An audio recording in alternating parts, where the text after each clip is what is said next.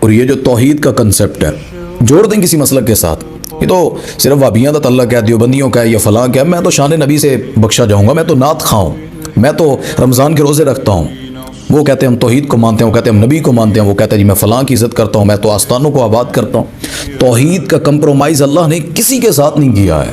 آپ کیا سمجھتے ہیں کہ ان جماعتوں سے، ان لوگوں سے، وہ کوئی بھی ہے، سنی شیعہ وہابی، سب توحید پیغمبر کا بیٹا ہے نا، پیغمبر کا۔ حضرت نوح علیہ السلام قرآن میں ہے، جب وہ طوفان آیا نا، سیلاب آیا، اللہ کا عذاب اترا، تو انہوں نے کہا تھا یا بنیا ارکب معنا، ہمارے ساتھ آجا کشتی میں، سوار ہو جا، آج کچھ نہیں بچے گا، آج ہر طرف عذاب ہے۔ اس نے کہا بابا یہ اونچا پہاڑ ہے، میں اس کا سہارا لوں گا۔ تو نوح علیہ السلام نے کہا تھا آج کوئی نہیں بچے گا، بیٹا کشتی میں آ جا۔ اس کے دماغ میں بات سمجھ نہیں آئی، اللہ کا ڈر، اللہ کی وہ چیز، اللہ کا اقرار، اللہ کی جو وعیدیں تھیں، اس نے توجہ نہ کی۔ حضرت نوح علیہ السلام نے قال ربہ، اپنے رب کو آواز دی، اللہ میرے اہل میں سے ہے، میرا بیٹا ہے۔ اللہ نے کیا جواب دیا؟ قال یا نوح انہ لیس من اہلک، تو فکر مند ہے، پریشان ہے، اس کی وجہ سے یہ مر جائے گا میرے عذاب میں، تیرے اہل میں سے ہی نہیں ہے، بیٹا ہے، سگا خون ہے، لیکن جب اللہ کا نہیں ہے تو فرمایا وہ تیرے اہل میں سے بھی نہیں ہے۔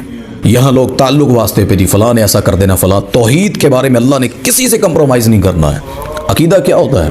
عقیدہ عقد سے ہے، عقد گرہ کو کہتے ہیں۔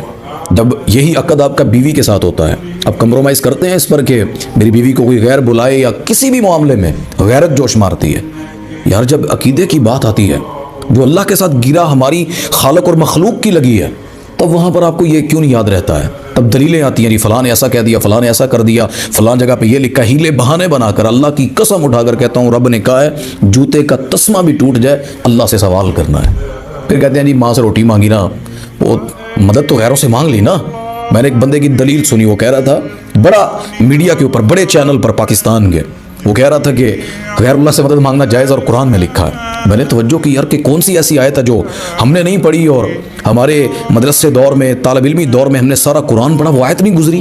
یہ کون سی ایسی آیت ہے جس میں غیر اللہ سے مدد مانگنا جائز؟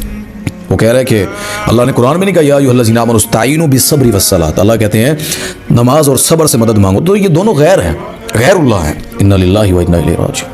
تف ہے کہ وہ ایک عالم تھے، وہ صحیح کہتے ہیں، مشرک جو ہوتا ہے نا، وہ عقل تھلے رکھ کے آپ اتنے بہ جاتا ہے، وہ سوچتا ہی نہیں دماغ سے۔ میرے بھائی اللہ کی توحید، اس کے بارے میں کوئی کمپرومائز نہیں ہے۔ مدد اللہ سے، رجوع اللہ سے، عبادت صرف اللہ کی ہے۔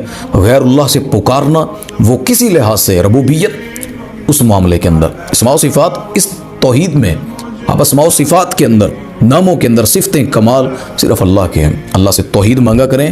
توحید والے کے گناہ زمین سے لے کر آسمان تک بھی ہوئے نا، وہ اللہ معاف کر سکتا ہے، لیکن مشرک کی زمین سے لے کر آسمان تک نیکیاں ہوئی نا، اللہ شرک والے کو ان نیکیوں کو اجر نہیں دے گا، سارے اعمال برباد کر دے گا۔ قرآن میں لکھا ہے، نبی پاک صلی اللہ علیہ وسلم کو اللہ نے کہا ہے، آپ نے اس چیز میں شرک لے کر آئے نا اللہ کی ذات میں، اللہ آپ کے سارے اعمال برباد کر دے گا۔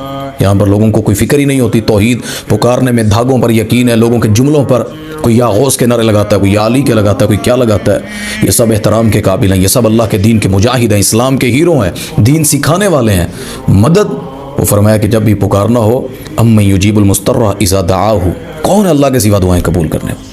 خود یہ سارے اللہ کے محتاج ہیں۔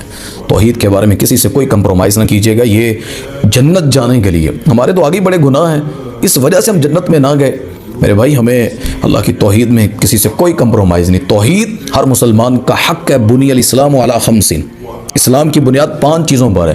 اس میں سب سے پہلی چیز شہادتن اللہ الہ الا اللہ، اللہ کے علاوہ کوئی الہ نہیں ہے۔ اور الہ کے اندر صرف عبادت یا نماز سجدے میں نہیں، پکارنے میں، بلانے میں، سننے میں، عقیدے میں فقط اللہ کی ذات ہے۔ لم یلد ولم یولد، نہ اس نے کسی کو جنا، نہ وہ کسی سے جنا گیا، وہ کلہ ہی ہے۔